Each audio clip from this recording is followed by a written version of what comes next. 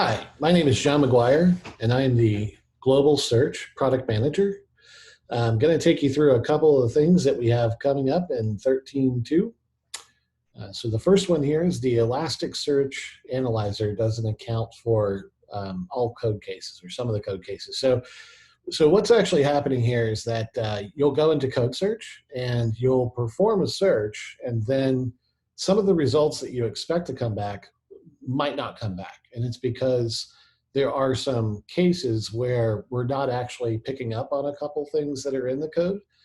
We've done some analysis on what those pieces are, and we're going to start to make some corrections for this. We don't think that this is something that we'll be able to completely knock out, something we're going to make better, and we'll probably have additional releases where we make additional improvements from it as we learn more about what else we can do. So this is something I'm very excited to bring to you in 13.2 because we have had a lot of feedback from our customers and our community around the problems that this has created. So we definitely look forward at addressing this and fixing it. There's also some support tickets that were opened around it, so we definitely want to start making this part better. All right, the next thing we're doing is that we are adding the ability to pause indexing. So in 13.1, we were able to add some pieces that allow you to start indexing the projects.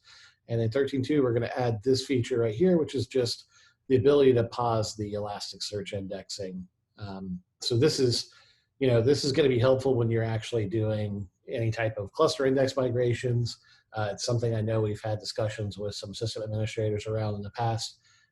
We want to make the process, everything that we're doing around indexing and reindexing, easier to use and less hassle for system administrators to do. Along that note, we're also going to be adding a UI change to the admin UI where you can trigger Elasticsearch in-cluster reindexing. So we realized that we have quite a few releases, especially recently, where we, in order to take advantage of some of the changes that we made, we need you to do a reindex. And it's just not ideal that we have to have that every time, but we do plan on doing even more enhancements. And if we add or change fields from these enhancements, it will require another reindex. So to try to take some steps to make this less painful and more automated, not completely automated, but more automated, we're going to be adding in at least a feature into the admin UI to kind of trigger that reindexing. All right, so we've been working through, and we'll be continuing to work on 13.2, some additional API performance enhancements.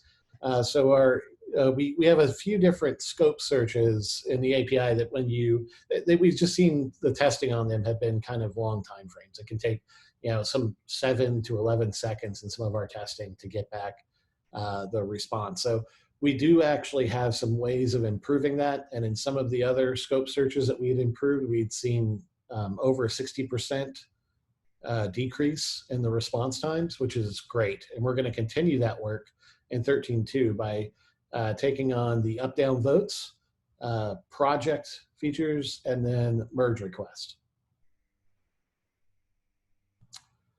All right, and the final thing that I am most excited for, this is actually a big milestone that we have been working on for a long time. We are going to complete rolling out Advanced Global Search to the rest of our GitLab.com groups. So we have been doing this incrementally over the last few months. We have made some fine adjustments to it, have done some additional testing, and could see that we could scale up our approach and start to roll out faster. So the primary difference that you'll see is that we've gone from adding a batch every week to now adding them every 2 days or every day. And the batch sizes are also getting larger.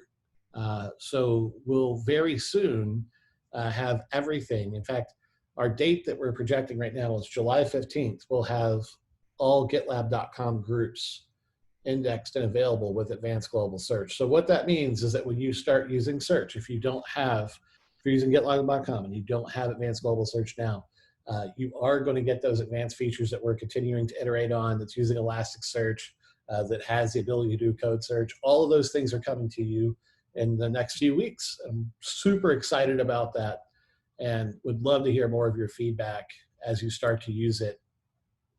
And that's our preview for 13.2. Thank you so much.